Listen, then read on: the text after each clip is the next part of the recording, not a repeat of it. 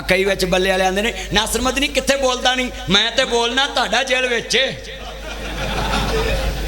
मैं तो बोलदा पिया ते मैं क़यामत तक बोलना जब तक मेरी जिंदगी है। जिवें साडी अजकल PIA नहीं ना दौड़दी, और डच भी नहीं दौड़दी। तो जो बड़ी कीमती गल है, एक वक्त सी PIA पूरी दुनिया च 1 नंबर PIA सी। दुबई एयरपोर्ट तो सब तो पहला PIA ने अपना जहाज तारिया। अज दुबई वाले गल्लां करदे ने पाकिस्तान की है, अपनी कात नहीं भुलनी चाहिए किसी नूं। पाकिस्तान नूं हुक्मरान चंगे नहीं मिले, नहीं तो तुहाडी की औकात सी तुसीं सानूं गल कर जांदे आ। किड्डा सोहना मुल्क प्यारा पाकिस्तान है, किड्डा सोहना मेरा मुल्क प्यारा पाकिस्तान है। चंगा नहीं मिलिया इनू कोई हुक्मरान है, जेड़ा भी आया उन्हें मारियां ने खच्चा। मेरे मौला तेरी रहमतां दे शान वल तक्का, उच्ची कहो मेरे मौला तेरी रहमतां दे शान वल तक्का। जेड़ा भी आया है उन्हें मारियां ने खच्चा। मेरे मौला तेरी रहमतां दे शान वल तक्का।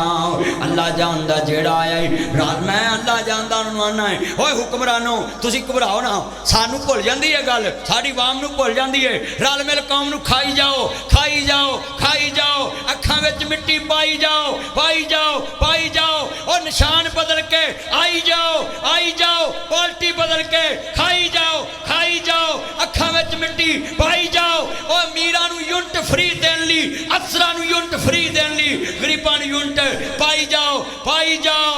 और तो दियाओ, और तुहानू भी खुली छुट्टी, लस्सी सेहत लई चंगी चीज़ है, दुध विच पानी पाई जाओ, पाई जाओ, पाई जाओ।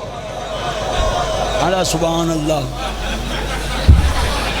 खुदा दा वास्ता ही मैं बेइज्जती करन दिया है। सुभान अल्लाह। और बोलो साडे नाल इंज ही हो रहा कि नहीं हो रहा? अखां च मिट्टी पा रहे, अखां च मिट्टी पा रहे, ते साडी कौम भी अखां च मिट्टी पवा लेंदी। हर दफा इलैक्शन च निशान बदल के आ जाते हैं, हम तुम्हारी तकदीर बदलेंगे। और जो तुसी तकदीर बदलनी, अब पहला केड़ी हांडी कुत्ती चट गई है। सच्ची गल है। अल्लाह कोई हाल, अल्लाह हदायत नसीब फरमाए। हाथ खड़े करके कहो आमीन। या अल्लाह रब्बा साडी सुन दुआ, ते आ साडे लटेरे साडे मगरों ला। ते मौला आ साडा गवांढी मुल्क चंद ते पहुँच गया है, ते सानू इन्हां वार्डां दे दफ्तर च किस्त कराउण भेजता है। असीं वार्डां दे दफ्तर जाके ना बिल दियां किस्तां कराउंदे फिरने, और कराइयां ने कि नहीं कराइयां?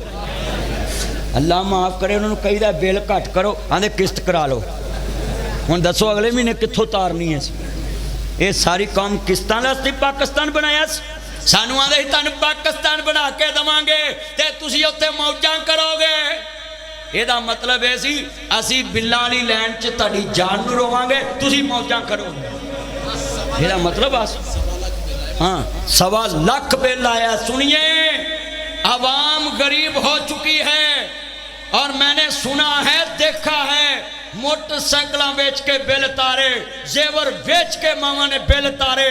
ते मैनू एक गल याद रखिया जे, गरीब दी हाथ सत्ते आसमान चीर के लंघदी। तुम साढ़े तो डाढ़े जे, पर वो तो डाढ़े तो नहीं ना है। और बोलो हम गरीब को सक्कत हैगी है। आ कई विच बल्ले वाले आंदे ने नासर मदनी कित्थे बोलदा नहीं, मैं तो बोलना तुहाडा जेल विच, मैं तो बोलदा पिया। ते मैं क़यामत तक बोलना जब तक मेरी जिंदगी है। मैं किसी पार्टी का टाउट नहीं, मैं सीधी गल करने वाला मौलवी है। घरों खा के सोना है। अल्लाह नाल एक वादा जरूर किया है, मालक किसी का टाउट ना बनाई, मोहम्मद अरबी का नौकरी रखी है। हजूर की नौकरी चाहिए, मोहम्मद वाले मोहम्मद